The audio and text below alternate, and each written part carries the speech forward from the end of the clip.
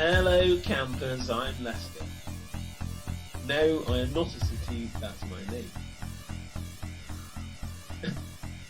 If you're enjoying the music that you're hearing, that's good, because I was the one that made it. Check out my music on SoundCloud, if you feel like it. Shameless plug over. Without further delay, I'm here at gunpoint to introduce this week's Benny Shakes Things Up. Without further ado, here's Benny. Hello. Hello, Internet. Hello, Internet. We've got rid of Mark, and I'm back. Yay! I missed you, Benny. I'll tell him that in a minute. Yeah. No. You're like, no. Okay, I'm the better one of you. Yeah. It's true. Yeah. Thank you. Yeah. 4 points to your team. Okay. How have you been? Yeah, I'm good. Thank you. Not too bad at all. It's Christmas Day today, isn't it? Yeah, it's Christmas Day. Merry I've got a mince pie. I'm that level. I've got a jumper, but I refuse to put it on. Fair enough. Just show us. Yeah. Oh, lovely. Yeah. Lovely. I might wear it when I'm down south. But yeah, we're down south already. But you're already down south. This is the magic of time travel done by pre-record. Yeah.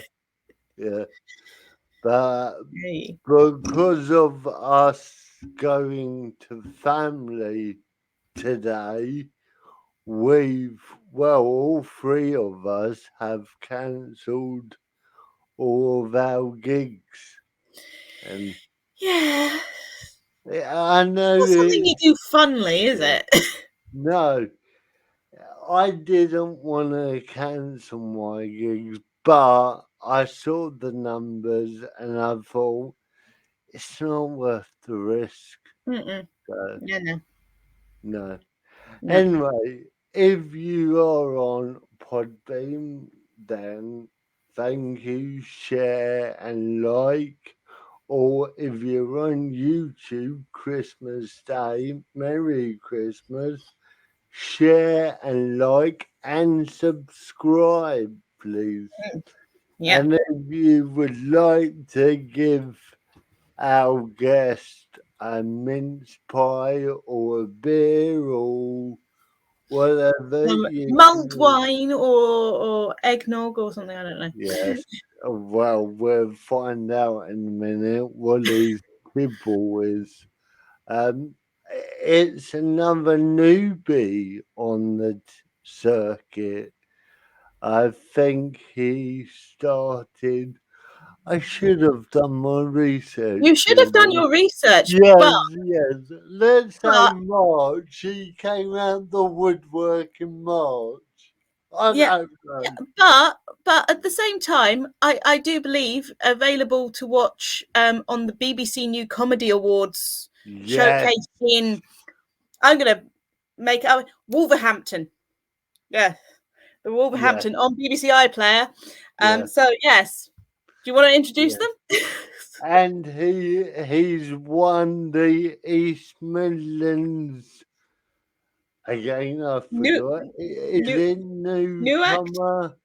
New act. Let's bring him on. Let's bring him on. Ricky Balshaw. Yay. Hello. Hey. Merry Christmas.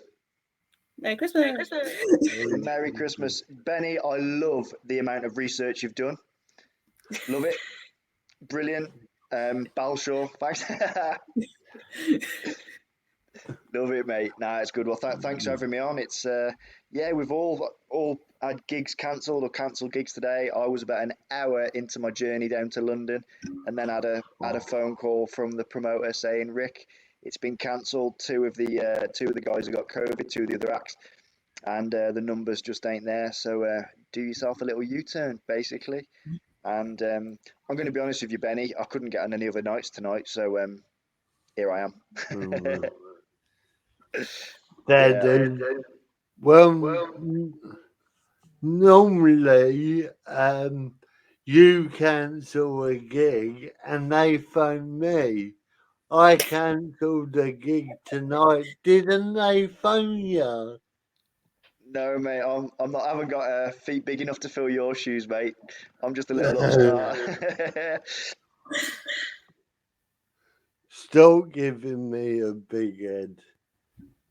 Oh, you're welcome, mate. Someone's got to, haven't they? Someone's got to. Disabled jokes rock, man. They're the future. Yeah, They are the future of comedy. You heard it here first. yeah, they are. Definitely. Well, to start the podcast, we always ask our guests, what is your disability? I'm just getting it out because I forgot. Yeah, forgot. what? Yeah, How are we doing? Where are we? I forgot, and it's my show. So, what is your disability? I've got cerebral palsy. So on paper, I've got spastic diaplegia, which should just be my legs, but I think I was misdiagnosed because it's definitely in my hands and arms as well. So I think it's spastic quad. I would bet my mortgage that it's quad, but if you ask my doctor to look at the paperwork, it says diaplegia. So yeah, another CP comic. There's too many of us. You need to retire, Benny. You need to retire, mate. I don't think there's enough of us. I just don't like the competition. It's my USP. It's all I got. My jokes are crap. No, so, Kate, do you want to ask the second question while I get my brain working? Yeah, absolutely. I think I know what the second question is. Second question: how did you get into comedy? I have wanted to do comedy for years. So I used to be on the. This is a really long-winded answer to what should be a very simple question. So I used to be on the Paralympic team. I went to the Beijing Games and I was on the GB team for 16 years. So doing that, I did a lot of sort of after dinner speaking and motivational talks. And the sport I did was dressage, and I learnt very quick that my motivational speaking and after dinner speaking was not the traditional what you'd expect from a little dressage boy to say. And I was trying to entertain more than educate and motivate. So in terms of stand-up comedy this year, and I just thought I'd give it a go because I retired from sport. And then I tried to get out just before lockdown, and then lockdown happened and put a massive bosh on that. So yeah, basically I've wanted to do it for years, but with being on the team and having a job, it was impossible to find the time. And then quit the horses. I had a couple of years just in.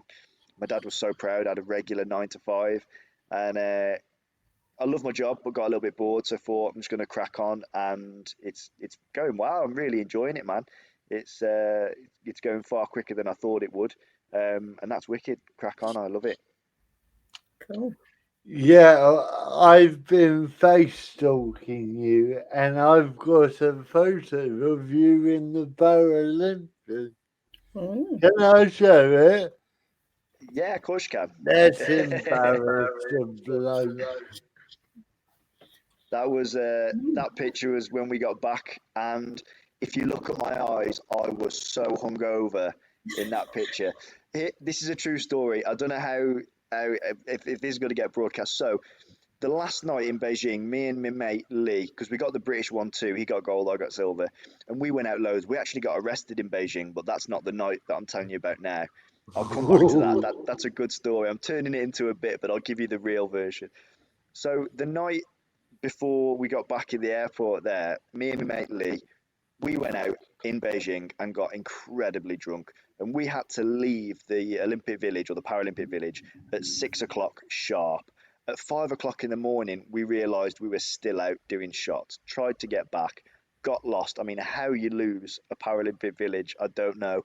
We couldn't find it, and we were in a flat 'cause it's all like in flats and like little apartments. So there was only three guys on the team. There was me and Lee who were riding, and then David Hunter was the team manager, who was ex-military. Always got on great with David. He was class.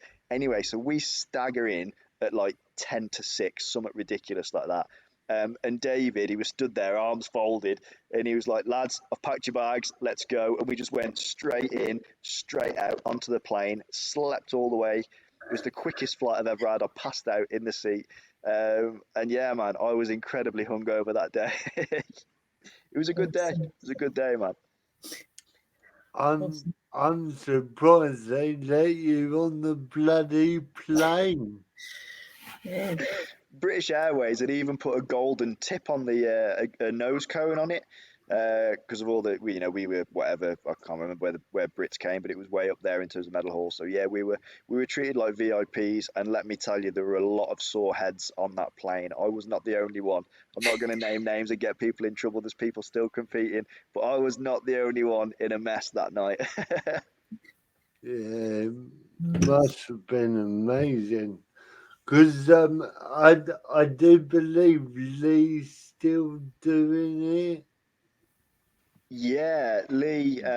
Look, he's my best mate. I was best man at his civil partnership. He's still going. He went to Tokyo this year, and I was lucky enough to get the job as the pundit for Channel 4, and it was really nice being in the studios with the likes of Claire Balding and things like that, and being able to do the pundit work for my best mate. And the guys on the team that went out there, so there was Sophie Wells, who I'm really good friends with, grew up with her. Natasha Baker, really good friends with, grew up with her. There's a young girl, Georgia, that I've not had much to do with. She sort of came on after I'd retired. But to watch the three of my teammates go out there and absolutely kill it was great. And just to be in that studio, what an experience with the Channel 4 guys talking about a sport that I know a little bit about, and it was my mates absolutely killing it. So yeah, it was a good experience, man. I'm really proud of my mate Lee. Although, and I'm going to say it because this is media, I am so angry that he has not been nominated for Sports Personality, the BBC Sports Personality Award. He's one of the most successful Paralympians of all time. He's been knighted, just come back with 3 gold medals. I think he's second in the overall Paralympic gold medal roster, and he's not been nominated. I think it's disgusting, and probably not the platform for this, so I apologise. But BBC, sort your shit out. Yeah. It's fun, mate. This podcast, we shake things up. So if you want to name and shame Channel 4, then you can. But you're not naming and shaming Channel 4, just to be very clear. All right, I did. Naming and shaming the BBC. Different broadcaster. To be fair, Channel 4 did an absolute wicked job. They were great. The coverage they do each year of the Paralympic Games, they've taken disability sport, Paralympic sport to the next level. They've brought it into the public eye. What Channel 4 do are fantastic. I don't want to cut my nose off, spite my own face here, and moan about the BBC, but when the BBC had it, prior to 2012, the BBC would bid for the Olympic Games, and they would get the Paralympic Games as an add-on. 2012 was the first time it was bid for separately by Channel 4 or any other broadcasting company, and just look what they've done with it. BBC missed a hell of a trick there, and to not recognise these disabled athletes. And I'm not just saying that because Lee's my mate. There are so many Paralympic athletes that don't get the recognition, and they bring just as many, if not more, medals back. It's criminal. BBC do some good stuff, but I think they need to rejig this year's nomination list. Yeah. Definitely. I mean, like you said, Channel 4 is fantastic for us disabled people, and I would rather watch them than BBC because they're wank. Okay, they put, was it last year they're like, oh, we're going to give disabled people jobs 8% or 14% with the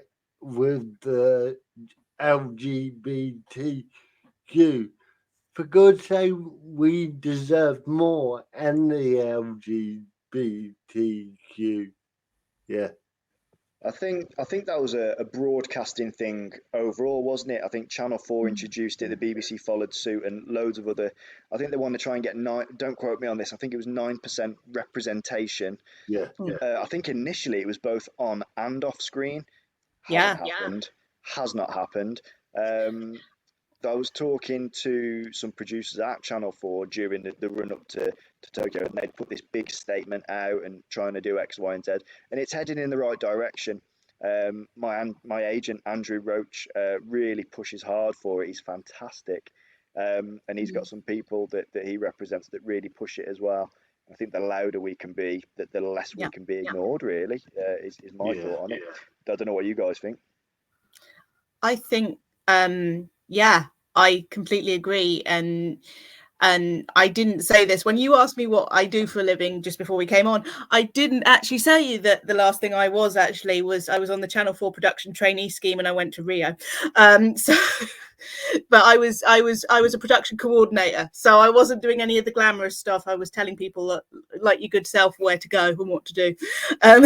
Mate, don't put yourself down. That's a sick job. That's wicked. What a very great good job. out there.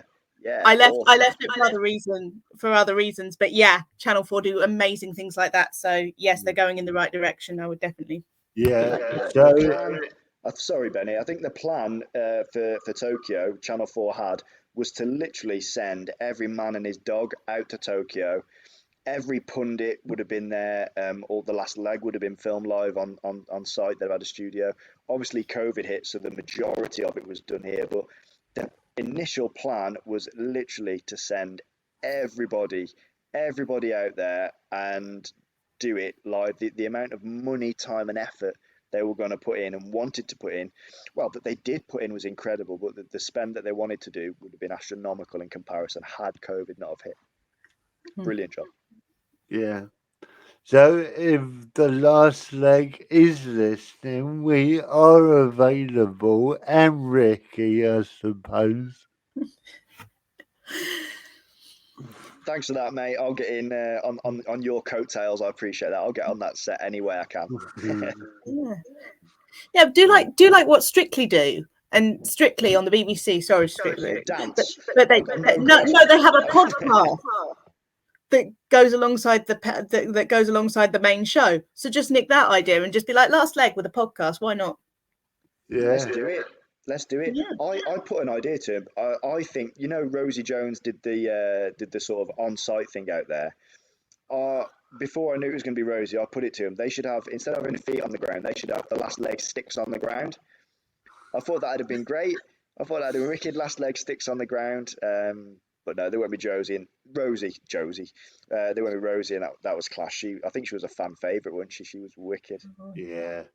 Yeah, she's making history for us disabled comedians, which we try and get her on here, but she's always busy, bless her. But we will one day. So yeah. My next question is, over lockdown, because of your disability, how did you cope?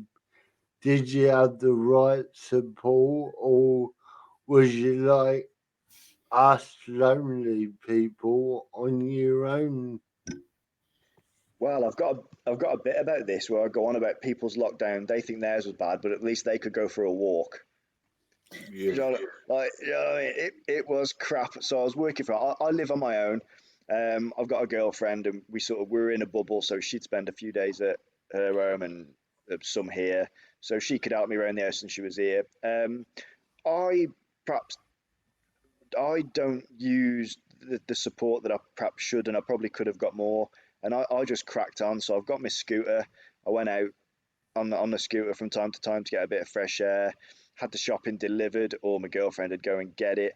But I did all right, to be fair. I was working from home. I got some films on the go. It sucked, like everybody's sucked. But I don't think mine sucked anymore, if I'm being honest, for being disabled, other than the ease of, things, but that everybody couldn't go and do things. So from a disability, I'm quite able, really. I mean, I walk. I mean, I've seen Benny walk, and I probably walk worse than Benny. Yeah. But if the way my little bungalow's set up, everything's like accessible. I've done it very clever, so I've got things to lean on and move and do. And I don't have care in the week or day to day. Anyway, I'm quite self-sufficient, so it wasn't any worse for me, I don't think, than someone able-bodied. I think there are people with some mental health problems that struggled a lot more than me. I think it was very, very hard on people. I know people that I work with. It's not my place to name names, but I know people that I work with that are able-bodied, have got a mental health problem, and they really, really struggled. So yes, I've got a physical disability, but for me, I think I'd rather that for the lockdown than have some certain mental health problems. I count myself lucky, really. Yeah. I'm glad you brought up mental health. Before we do the next question, if you're struggling over Christmas, please contact a friend or a neighbour, or if you can't contact anyone, there is a number for what's it called, Kate? The Samaritans. And for those of you listening in and not watching, that number is 116123. Yeah, just get in contact. Or if you're with family and you haven't heard from a friend for a while, just give them a text. Just make sure they're all right. I mean, I'm lucky I'm with family this year, but last year I was on my own. But I had other things to do. But not everyone's like us. People do go in themselves. So give someone a ring. So, yeah, cool. Anyway, before we go on, shall we play a game, Kate? Yes. Let's play a Christmas game that isn't remotely Christmassy. No, I should have got a Christmas one, but he's busy and I'm busy. So, Ricky, our friend Jamie uses an AAC device. I did that without my hands. Well done, Benny. You're so well done. So, yeah, our friend Jamie uses a communication aid called AAC. Now, because he can't read like me, he uses symbols with words. So, your task is to guess what Jamie is saying. Now, if anyone's wondering, all this game's quite good. If you go on below the belt with Benny Shakes, we do a Crip Master, like Crip Master, where we take non-disabled people, give them an experience of how it is to be us. So anyway, I had to put that in. So your task is, what is Jamie saying? So is it one sentence?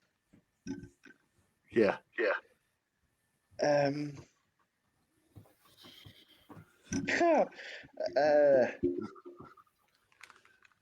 Start from the end and work your way back. I always find. So, do you? So, I have absolutely no idea. Get a ball, pass it to your mate, and fuck off.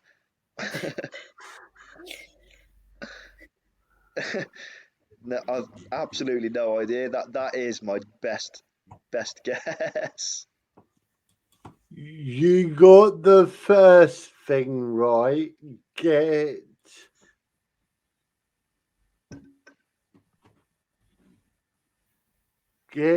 on. Unmute yourself. Get a ball. No. Get on your bike. Yeah. Is that it? Yeah. That's the whole thing. Yeah. That seems like a lot of things. Oh, okay. Get on your. It was the ball that threw me. It appears twice. 3 times. Oh yeah. Okay. All right. Okay. I'm in it now. I'm in it. Batman. Yeah. Fire. I wish the first one was that easy. Is that it? Yeah. 50%. I'll take that. Yeah. Kate, do you want to ask your important question? My massively important journalistic question that once I ask it, I can never be unasked.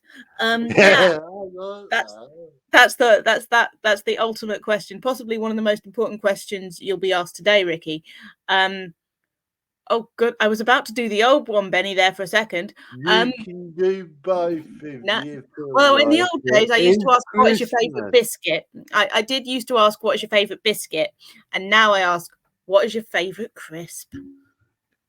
Oh, what a question. If we're going for biscuit, 100% a cookie. A chocolate chip cookie. But I turned vegan a month ago and I miss cookies.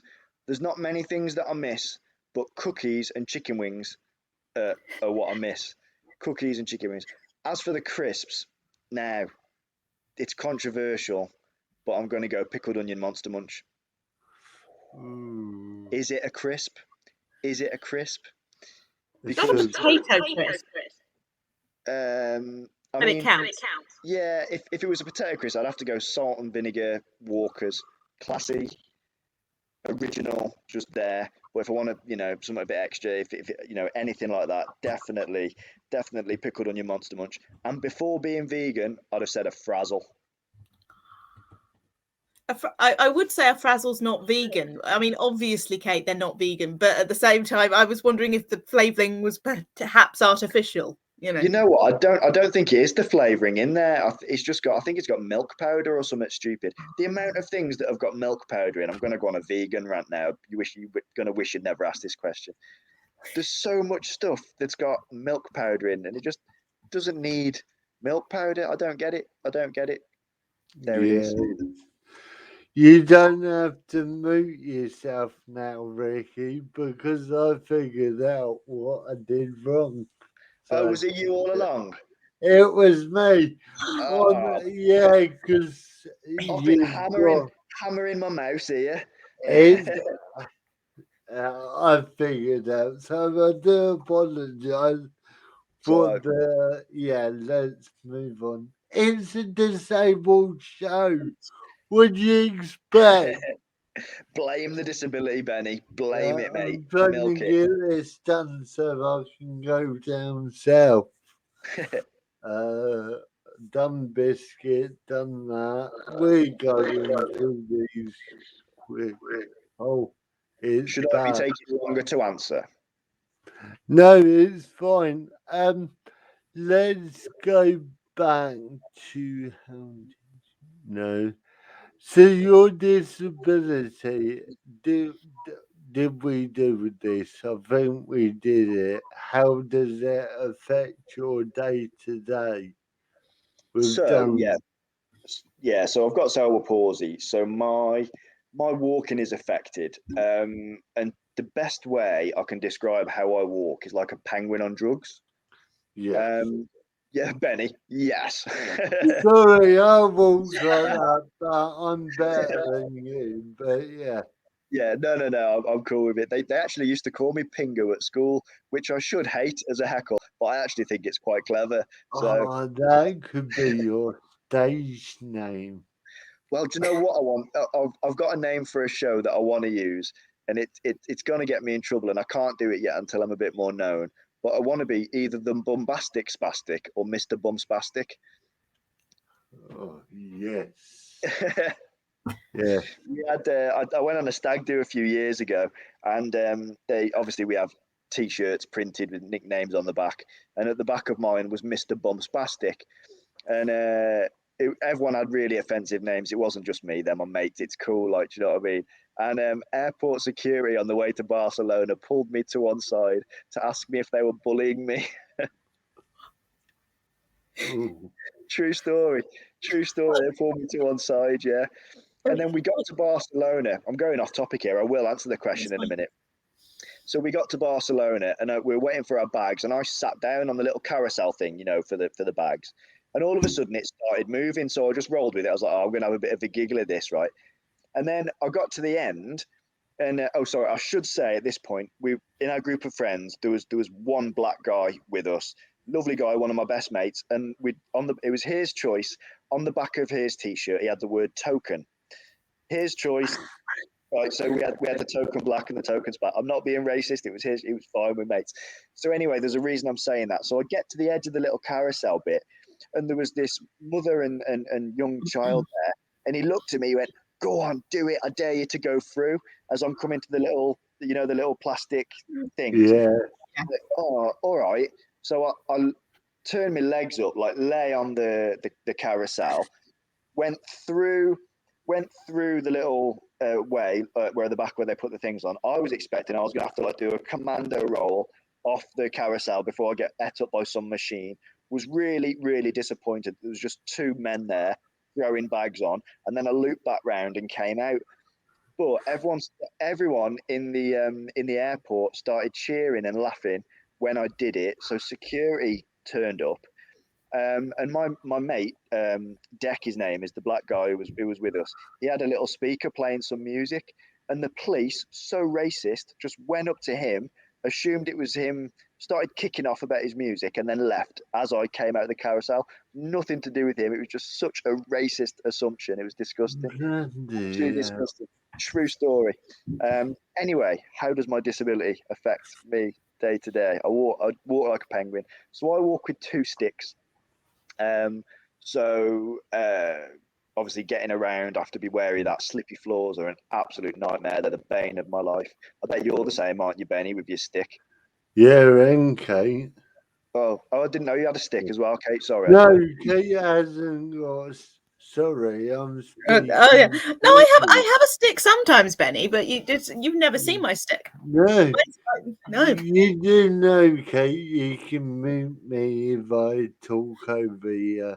That's fine. Don't worry. I'll just pretend you are the patriarchy and just sit here quietly. It's fine. So go on, Kate. No, I was just gonna say no. All I was saying was I have a stick too, and that was literally my contribution to the conversation. Carry on, Benny. I forgot where I was going. So yes, slippy floors. I tell you what, I did. Have you done Denzel's night? Denzel's night that he started. No, not yet. He's promised to get me opening. So do it. It's a great little room. It's actually a big room. But I did a double. So I did Taran's night and then went up to there, and I was just before the closer. And I didn't realise there'd been a spillage prior. This is a LinkedIn story to Slippy Floors. So if you can imagine, you've got the bar at the back, then you've got like a big carpeted area with like sort of theatre style seats either side with a walkway down the middle. Then it gets to where the dance floor would be, and then there was a stage. So and Ricky Balshaw, everyone starts clapping and cheering. I'm geeing the crowd up as I walk down. I get onto the dance floor bit, and someone had spilt a drink. My stick went on it. Straight down. And sometimes you fall over and you've got a little bit of time to prepare. You know about it. Yeah. No way. 1 minute I was on my feet. The next minute I was on the floor. Right. Nobody came to help. Even Tommy, who was emceeing, didn't come to help. I'm convinced they thought it was part of the act. I'm convinced that everyone just thought it was deliberate. So yeah, slippy floors. Promoters, if you're watching, mop it up, man. Mop it up. Yeah. Yeah. Tommy probably thought it was part of your act. He did. Tommy did. He told me afterwards. And then when I got on stage and told everyone it wasn't part of the act, he did help me off stage. I'm not slagging Tommy off at all. He's a great guy. And he even put his coat down over the spillage. So I walked over it. I mean, I didn't walk over his coat, but he really tried. But yeah, that's what happens when you turn up to a gig and don't know what's going on before you. Yeah. It's crazy. A lot of venues are not equipped for disabled people, is it? Yeah, I mean, some venues. I did hot water a month or two ago, and don't get me wrong, they were lovely. The room's fantastic. It's great, but it's not accessible at all. No. You have to go down some real steep steps, and even to get to the stage, it's like there's a few steps down, and you have to weave in and out of tight seats with people there. Don't get me wrong, it's a great gig, and I'll absolutely do it again in a heartbeat. Or it's difficult to get to, and a lot of gigs. I was talking to someone earlier. I sent in a little application for one of their spots, and he messaged me straight away. The bloke did. He said, "Mate, I've had you on my radar for a while." He says, "But I'm really worried because it's 2 flights of stairs to go up there," and I think that's a shame that promoters feel like that when they. Yeah. We're actually all right people. Just ask us the question. Just ask. Like, I don't know about you two, but for me, I can manage stairs. Yes, I'm slow, and if there's a fire drill, save yourselves. Leave me, man. I'll roll. It's all right. But for me, it's how close I can park, because it's distance that tires me out as opposed to stairs. I'm all right with stairs, but distance and walking, that's what does me in. Well, mine is parking and disabled toilet. I mean, I know that no venue's got disabled toilets, so I go prior, but it can be 7 hours, and in a way that is dangerous. Did you see the photo that I put on my profile about 6-8 weeks ago? I got to this gig, and just to highlight, no reflection of the promoter. She was great and was very disgusted in the venue. I went to go into the disabled toilet, and it's an accessible toilet. It's not a disabled toilet now; it's accessible. This toilet was not accessible. It was literally a cupboard for them to put the cleaning stuff in. Like, I'd have had to wrestle through to get with it. But for me, Benny, it's okay. Like, I can manage it in the. It's easier in the disabled. But if you're gonna have it, let's use it. Do you know what I mean? You're right, Ricky. You just went. Oh, did you not get any of that? No, did you, Kate? I got from it's a cleaning cupboard, and then it sort of you froze, but then your speech. We got everything you said, but you said it at such a rate of knots as if to catch up. Oh, sorry. Yeah, I was having a cerebral palsy moment, I think. Like if you're gonna have a disabled toilet, just let us use it. You know, it pissed me off more that it was a cupboard than if they didn't have one. Yeah, it's just disrespectful, isn't it? What about you, Kate? What do you struggle with? What do I struggle with? Oh, I'm mainly fatigue. Absolute, like, oh yeah, this is fine, and like doing multiple gigs in a week is just quite knackering for me. But yeah, it's kind of, I find motor skills, not a massive fan of stairs. I can do them, but I'm not a massive fan. And like, yeah, that kind of thing. So you've got cerebral palsy as well, Kate? Yes, hemiplegia. I was going to say, like, looking at you, I could see the arm. Like, I assumed it was hemi.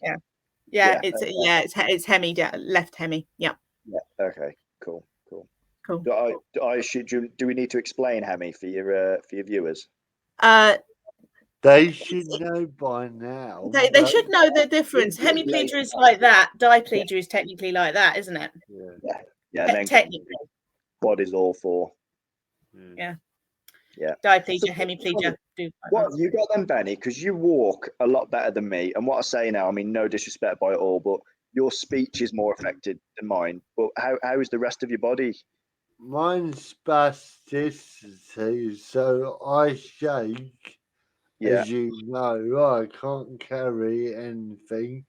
If I cook, then got out my carer in the morning. And I can walk, like you said, I can walk better than you, but I can't walk that long. But again, I push myself to try and have a walk with my partner, but day after my knees are shot. Right. They are fucked. Okay. But we do it because if we don't do it, we would be stuck indoors, and I am not staying indoors. No way. I mean, over. No, sorry, mate. Sorry. No, over Christmas I will be stuck indoors, but I can live with that because I'm with family and friends. But yeah. I think that's the thing. Like being indoors doesn't bother me as such, and lockdown didn't bother me because I had my bubbles. I think it's the loneliness that bothers people, and we don't have to be in lockdown necessarily to be lonely. So going back to make a phone call, phone someone up, phone the Samaritans, do that whether you're in lockdown or not, mate. If you're not well, if you're still being to talk to people, if you've got friends. My phone is always on for my friends and family, even distant. Give me a call, man. And I'm sure you both are the same. I think it's, like I say, I don't think it's lockdown necessarily. It's loneliness that caused it. You can be in a room full of hundreds of people every day and you can still feel lonely. See, I consider myself quite lucky because, yes, I've got a physical disability, but my mental health has always been okay. Obviously, I've had ups and downs like anybody has. But I think that from someone with a physical disability, I think having something wrong mentally would, and I'm probably not using the right terminology. I mean, no disrespect with any terminology I use. Someone with a mental health problem, I think that is harder to deal with. I do. Yeah. I really do. I mean, I've struggled with my mental health ever since I was a teenager. I'm still struggling now, but I'm better now than I was 4 years ago. That's another podcast for another time. But yeah, I've tried to commit suicide many times, and I haven't used the number. But over this lockdown, I did use that number quite a few times, and I know Kate is saying you should have phoned us, but you don't want to offload onto your friends and family. So, but if you're lonely, the number for the Samaritans is 116123, and open 24/7. I know that obviously I'm on the show and we talk about physical disability, but mental health. Let's talk about it as well because we've been brought up.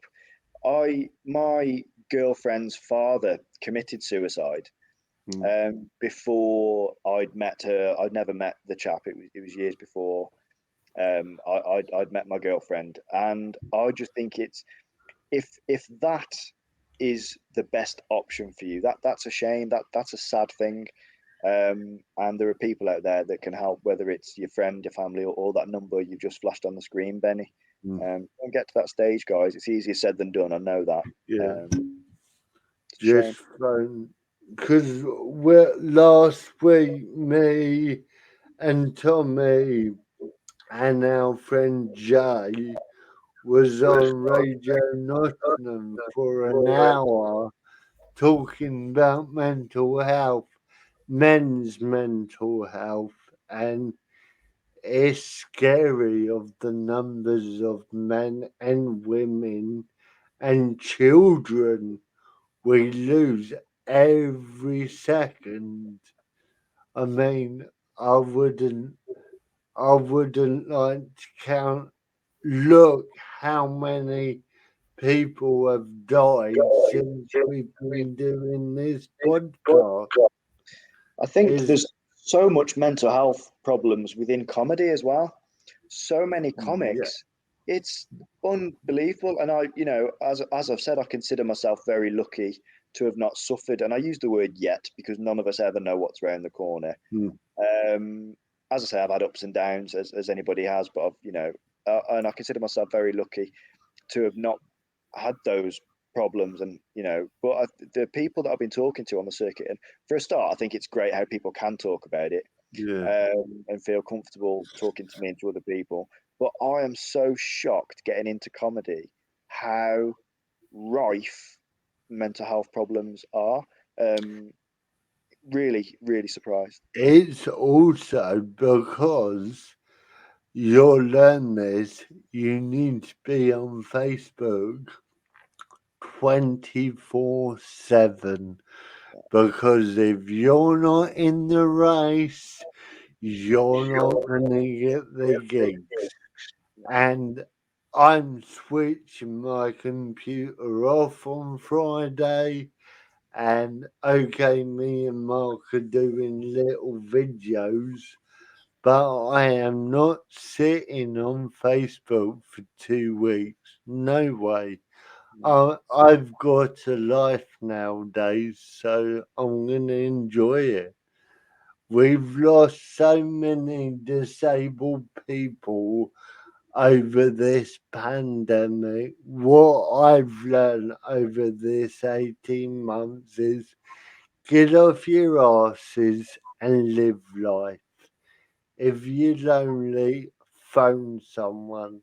If you're with friends and family over Christmas and you haven't heard from Del Boy across the road, give him a ring, or Barbara or Suzanne. Just give them a ring. I will be ringing at least 2 people at Christmas. Just make sure they're okay and they're safe. I've already invited my neighbour round for a drink on Christmas Day. Bless her, she's an old lady, walks a dog past my house every day when I'm getting in the car. We have a little chat. She's got no family. Parents are dead. She's got no children. She's divorced. So she's going to pop round mine and have a little cheeky port, I think, on Christmas evening when I'm back home. Yeah. Oh, Ricky, I saw a smile there, Kate. Right, your port. Do you let it breathe? Do you decant your port? I do decant my port. I decant all of my spirits. And in fact, I can prove this because I've got a decanter of brandy on my coffee table waiting for me for when I watch a film later. Let me just grab it. This is so unprofessional. No, it's fine. It was an off-the-cuff remark. It's all right. There's a decanter in the... Beautiful. Yeah, we don't mess around. You've got to decant it, but don't decant any white spirits. Don't decant anything. No. And if Mark's listening, watching, that's how you do it. Okay? Don't mess around, Mark. Yeah. Yeah. Gotta have it. Yeah. There you go. back now. Before we go, last question, and it's a fun one and serious. If you was Prime Minister, what would you change in this country? I would reverse the percentages in media, and I would have it 91% disabled, 9% able-bodied, just to say, fuck you, how does that feel? Yeah, That's what I'd do. yeah. Strong. Yeah, Def- yeah. In seriousness, I would absolutely, I'd put more money into mental health. I'd put more money into the services. It's easier said than done. Obviously, money's got to come from somewhere, and I don't fully understand all that stuff, but I'd want to do that. I think there's a lot more work that can be done with the homeless, and I Yeah. think a lot of that can be solved with putting money into mental health. And I would put things into place about disability and LGBTQ race, all of that stuff for, to show a true representation on the screen, and radio, in media all over. Those are my key points, mainly because I'd benefit from the latter one, but I do believe it as well. Well, before the pandemic happened, every gig I did, I used to get a bit of money from the bucket split. I would take that money, I would go to Greg's and get 2 £5 vouchers. And every time I'm walking through a city and I see a homeless person, I would go, there's a £5 voucher. Because they say don't give homeless people money, give them a hot drink or food. So I can't carry a hot drink, but I Yeah. can carry a voucher. So Me and Lee, who I spoke about earlier, my mate, we've been to the homeless shelters a few times, just to volunteer, and to speak to the homeless, give out the food and the packs and stuff. And you meet some characters there, man.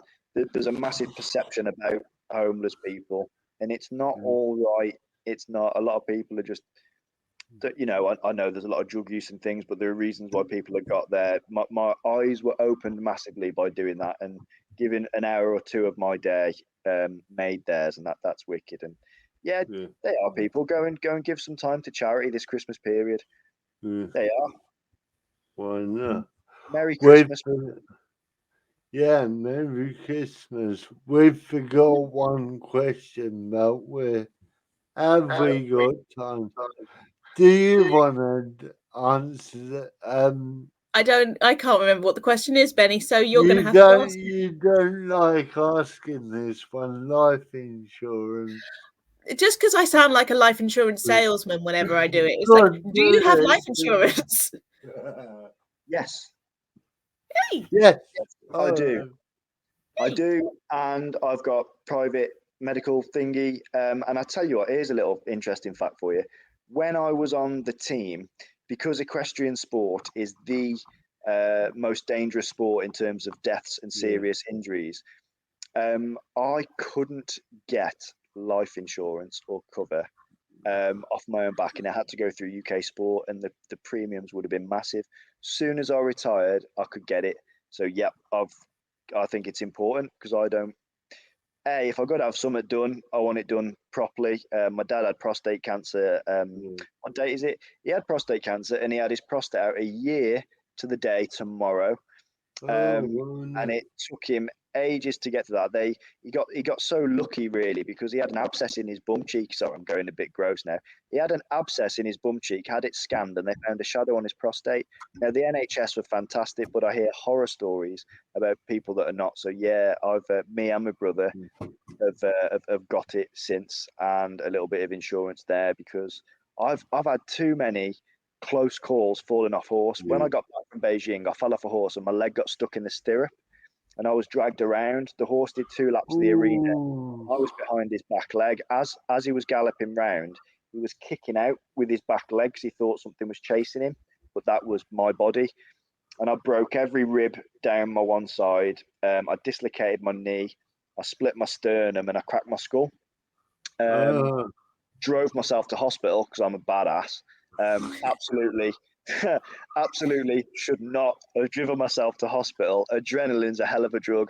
I got there and I couldn't get out of the car. The pain had all of a sudden kicked in. So I phoned 999. I was like, look, guys, you ain't got to send an ambulance. Just send someone to the car park, mate, because I can't get out of the car. Anyway, so that was that. So I've had too many close calls falling off horse.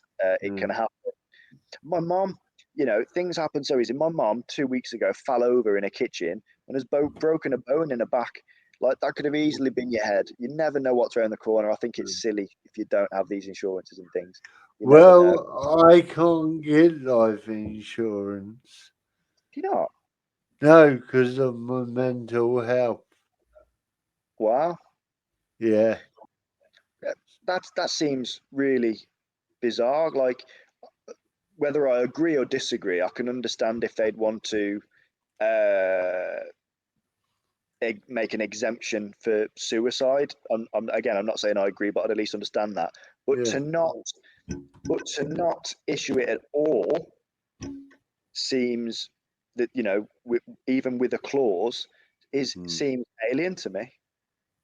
Yeah, I did try and get one, which I did get it, but apparently my bank won't allow the money out, so they've given up. So it's like, That's what you get for using stolen cards, Benny. Yeah, shush, don't tell everyone. Anyway, that's it. Have I forgot anything, Kate? Nothing specific. I suppose the question is, have you got anything coming up in the new year you want to promote? Yeah, I've got loads. I've got a work in progress show at Leicester Fringe Festival. I've got Brewdog Brewery, run by Just a Tonic, as my venue on February the 6th. I've also got a work in progress at Brighton Fringe. I absolutely should know the date and I should know the venue because it's been emailed to me several times by my agent, but I have no idea. I'd love to plug that. And we're taking the show to Edinburgh as well, which will be wicked. Cool. So that's the plan for next year. And also underneath my name, you can see the little @Ricky_Balshaw. That is my username or tag name, whatever you want to call it, for Twitter and Instagram. And the only way I'm ever going to get on telly is if I have loads of followers. So please follow me on both of those platforms. I think I'm hilarious. So get involved, people. Yeah, I think you are as well. Yeah. Oh, thanks, Benny. You're all right. Yeah. Well, thank you for coming. Don't go away. I'm just going to end the show. But I haven't got the credit, so keep waving. So bye, Internet. Merry Christmas and goodbye, Internet. Merry Christmas. Ladies and gentlemen, I'm afraid that's all we have time for tonight from Benny and the gang. Please remember to subscribe and click on the bell for more notifications on the next instalment of Benny Shakes Things Up. If you want to support the podcast or you like the jingle from Leicester in Nottingham, please click on the links below. Adios, amigos.